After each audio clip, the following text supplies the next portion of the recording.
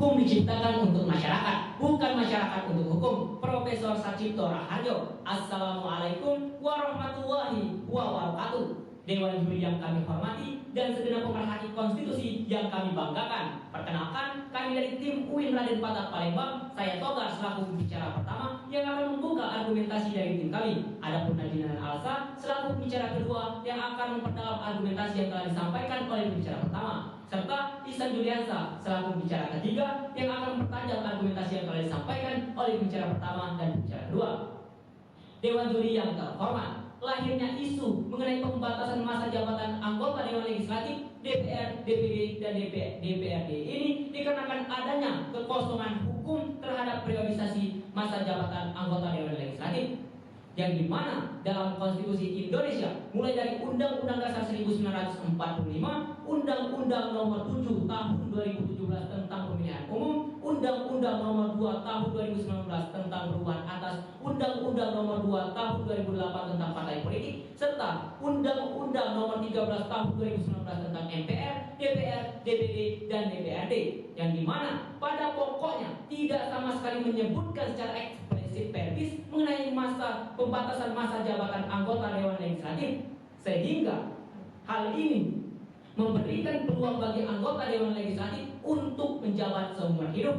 Dewan Juri yang kami hormati, padahal Indonesia adalah negara yang berlandaskan dengan demokrasi konstitusional, yang dimana Maria Budiarto dalam bukunya Dasar-Dasar Ilmu Politik telah mendudukkan bahwa suatu kekuasaan yang dilaksanakan atas kehendak rakyat yang tercermin dalam konstitusi dengan kekuasaan yang terbatas, agar tidak terjadi penyalahgunaan kekuasaan secara sewenang-wenang.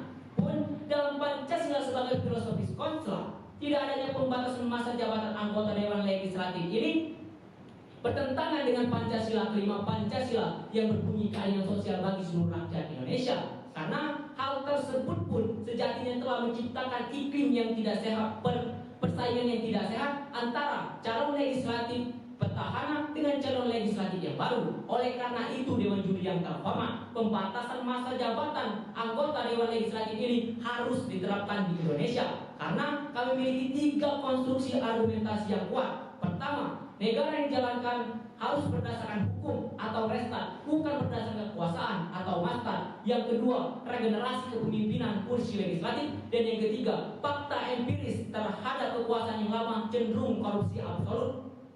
Gubernur CS berpoin, dalam menjalankan pemerintahan kita haruslah melihat ke depan dan merencanakan apa yang akan dan harus dilaksanakan. Dewan Juri yang terhormat, pada kesempatan kali ini kita akan membahas apakah tepat atau tidak jika kita memberikan batasan kepada masa jabatan anggota Dewan Legislatif. Dan kami selaku tim pro menyatakan setuju dengan adanya mosi perdebatan kita kali ini. Hal ini pun dibuktikan dengan salah satu contohnya ini adanya gugatan berulang kepada Mahkamah Konstitusi mengenai pembatasan masa jabatan anggota Dewan Legislatif pada tahun 2014, 2020 dan 2023. Selanjutnya, Dewan Juri yang terhormat, apabila kita melihat kepada perspektif negara yang berdasarkan hukum atau Rechtsstaat dan bukan berdasarkan kekuasaan yang Mahstat, maka Indonesia adalah termasuk negara hukum. Hal ini dibuktikan dengan adanya Undang-Undang Dasar Negara Republik Indonesia tahun 1945 pasal 1 ayat 3. Dan Dewan Juri yang terhormat, hukum harus menyentuh segala aspek termasuk aspek pembatasan. Dan apabila kita melihat kepada konsensus negara hukum yakni Rechtsstaat, bahwasanya salah satu cirinya adalah yang pertama harus adanya pembatasan kepada penyelenggara negara, dan yang kedua adalah sistem negara harus berlandaskan hukum. Maka dari itu, Dewan Juri yang terhormat, penyelenggara negara dalam mempraktikkan kekuasaannya haruslah semata-mata demi kepentingan rakyat dan tidak melakukan kesewenang-wenangan. Maka dari itu, Dewan Juri yang terhormat, untuk menjamin tidak adanya kesewenang-wenangan tersebut harus adanya pembatasan masa jabatan karena itu sesuai dengan contoh negara hukum dan tidak bertahan kepada kekuasaan yakni negara yang sesuai dengan Mahstat. Selanjutnya, Dewan Juri yang terhormat, ketika adanya pembatasan masa jabatan ini akan menjadi etika dasar bagi pejabat negara atau penyelenggara negara dalam melaksanakan kekuasaannya. Selanjutnya, Dewan Juri yang terhormat, tujuan daripada adanya pembatasan masa jabatan ini adalah untuk meningkatkan awareness ataupun kesadaran pejabat negara dalam melaksanakan praktek kekuasaannya dengan tujuan ataupun dengan hasil akhirnya untuk meningkatkan value daripada kebijakan negara yang akan dibentuknya. Dewan Juri yang kami hormati, kekosongan hukum terhadap masa jabatan anggota Dewan Legislatif telah menciptakan penghambatan dalam regenerasi kepemimpinan kursi legislatif karena persaingan yang tidak sehat. Hal ini dibuktikan dengan teori kebenaran korespondensi bahwa caleg petahana lebih unggul daripada caleg pendatang baru karena ia memiliki legal standing dalam melakukan kampanye terselubung di sela-sela agenda resmi anggota Dewan Legislatif.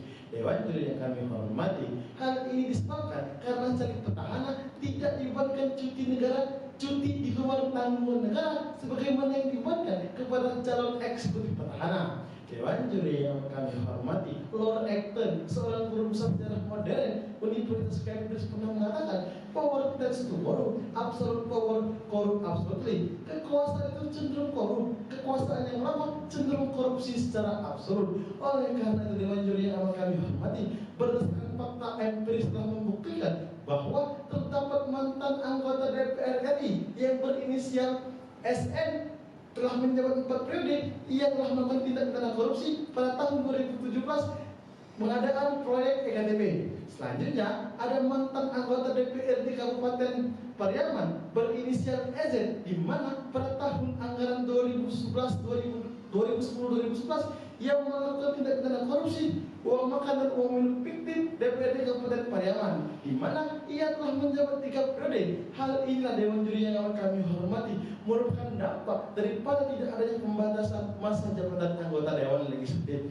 Oleh karena itu Dewan Juri yang kami hormati, perlu ada kebijakan hukum yang harus meminimalisir atau mencegah daripada tindak pidana korupsi dalam kalangan anggota Dewan Legislatif dengan cara pembatasan masa jabatan anggota Dewan Legislatif.